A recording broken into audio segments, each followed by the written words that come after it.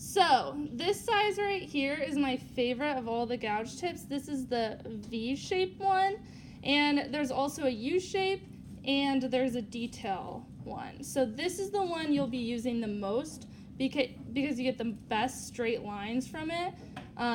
So I recommend using the V-shape for the majority of your carving.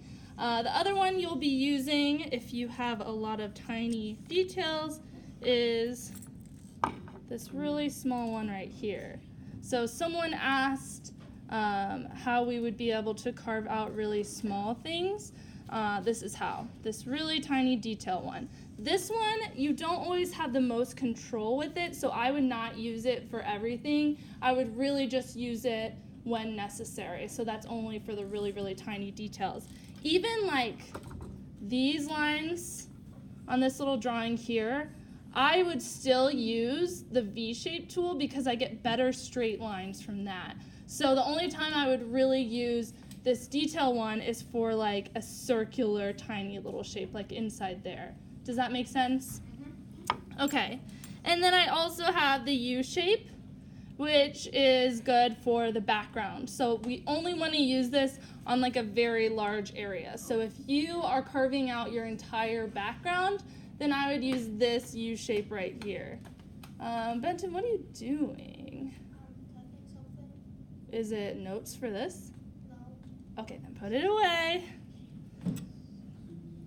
Okay, so the first thing you're going to do is draw a little design on the scrap linoleum and have it be something that you have in your actual drawing.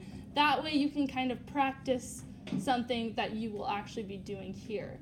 So I just took something from the background, and I did carve out one already so that you can kind of see what it'll look like carved out. You do not have to go super, super deep with this. You just need to make sure that it's even. So we might go over some of these ridges that are a little bit higher than others. I also would have a Sharpie next to you as you're working because you might make some mistakes, and you can just go over it with Sharpie to see what it would actually look like when it becomes a stamp. So I'm going to grab a Sharpie right now.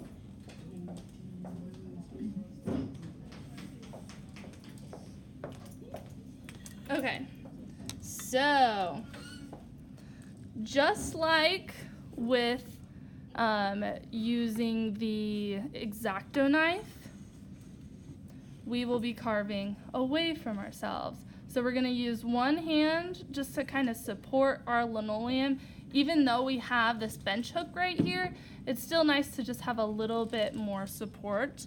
And we're going to use this hand to carve away from ourselves. So we want to start pretty far away from any Sharpie lines. So as you're kind of practicing, I would first do it in some empty space just to get a feel for it.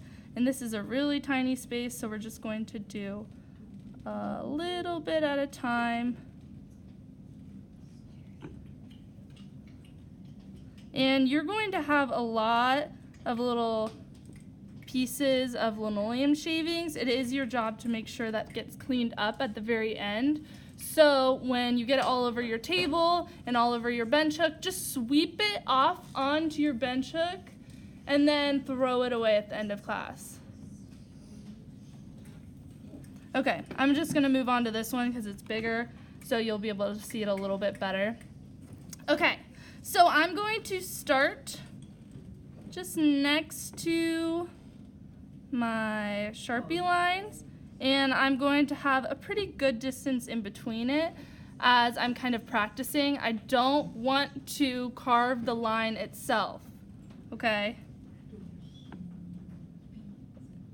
And sometimes you might accidentally go too fast. What you want to be extra careful of doing is make sure you slow down as you get close to the next Sharpie line. So I'm just going to start slowing down right here and pick it up, okay? And I do have this little piece that I need to carve out towards the top. And what I can do is just turn it around, and now I'm just going to get that tiny piece right here. That way I don't accidentally cut cut out a part that I shouldn't have cut out. So that is the best way to go about kind of coming up close to your next Sharpie line. So don't carve all the way to your Sharpie line. Just turn your block the other way. What is your question, Aiden? Do you have a question? No. Then what are you saying? You're saying what's going on. Do you have a question? Okay. Okay, so this is something that you guys are going to need to get the hang of. Like I said, it's much easier than using an X-Acto knife, so you might prefer it just because you did get to try something that is so much more difficult already. I do recommend, especially with this V tool, just kind of going in straight lines instead of just carving out in a crazy pattern. Just keeping it kind of even. That way you know what's already been carved out. And I do want to show you what you use the Sharpie for as well. Do we have any questions right now? I hear lots of whispering. Yeah. So do you use the black the whole time? Right. You never carve on the black. You only ever carve on the white. Then what's going to happen to the letters? So I'm going to have to use the detail tool and just carve like the inside little white part on that O, and I'm just going to have to try really hard to go around all those Sharpie lines. So I would use the detail tool for that because the V-shape tool is going to be a little bit too big. And then things like that are probably unnecessary for you to do since this is your first time carving out a linoleum block. Something like that is going to be way too difficult. So you could try, so maybe have some like tiny words on your block. And what you can do, I'm gonna do this on the scrap piece. Stop. Shh.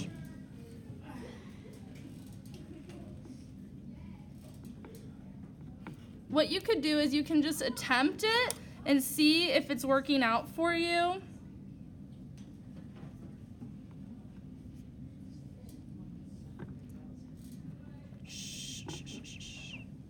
And if you still feel like this is something you can't do after you've tried really hard to go around each of these letters, you can always just carve it away completely. So maybe you really messed up and you're like, okay, there's just no point. I will carve that out as well.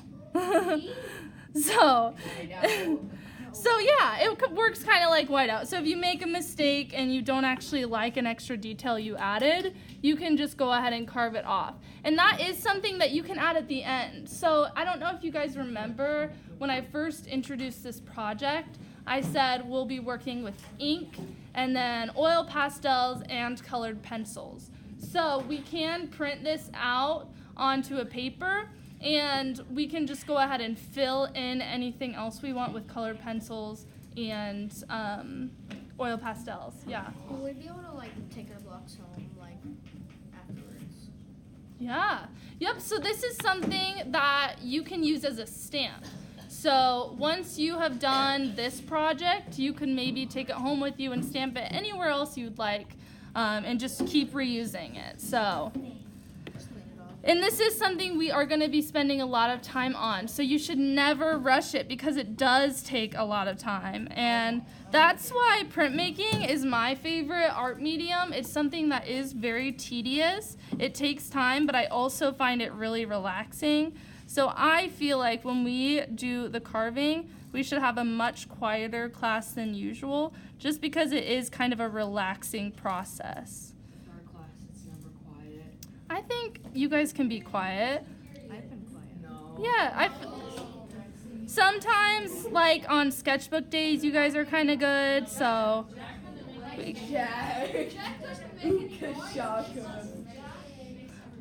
Oh, okay, there was one more thing I wanted to show you guys. So I'm going to just scoot this down a little bit. Okay. Where do you go? The school provided this one. Okay, so So what I wanted to show you was why you need a Sharpie next to you. So you will mess up. You just need to not be too hard on yourself because that does happen, but there's always ways to fix things. As long as you're going really, really slow during this process, you should be totally fine. So just don't rush it. And sometimes people's hands accidentally like jerk forward a little bit and you can make like a line. So that's why you just need to have a lot of control. Sometimes it's even helpful to use the other hand on your gouge just to guide it a little bit better. Okay. The class you show that video to is gonna be like, who are these people and why are they making weird noises? That's true. Okay, so yeah, I know. So I just carved a little bit of my drawing away. So what I can do is use the Sharpie to see what it would look like when I actually go to stamp it. So I'm just filling in things that haven't been carved yet. So if you like what that line actually looks like, then you can keep it like that. And if you don't, then you can go ahead and change it. So let me show you another example of that. So let's say we're carving out, we're carving out this little area right here. Oops, we made a mistake. So now what we're going to do is fill in a little bit more here and just change up our design a little bit and see what that would look like. So now what I'm going to do is try to take all of these little insides of my orange and try to even it out. So they're all going to be just slightly longer now because I made a mistake.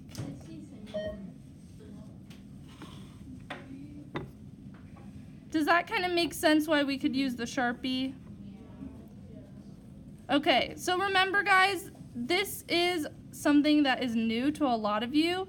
So I do want you to practice on that little scrap piece of linoleum.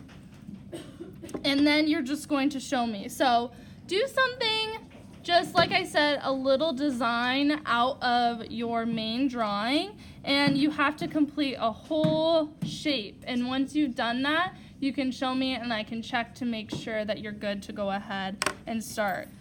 Okay, so no more questions, we're good?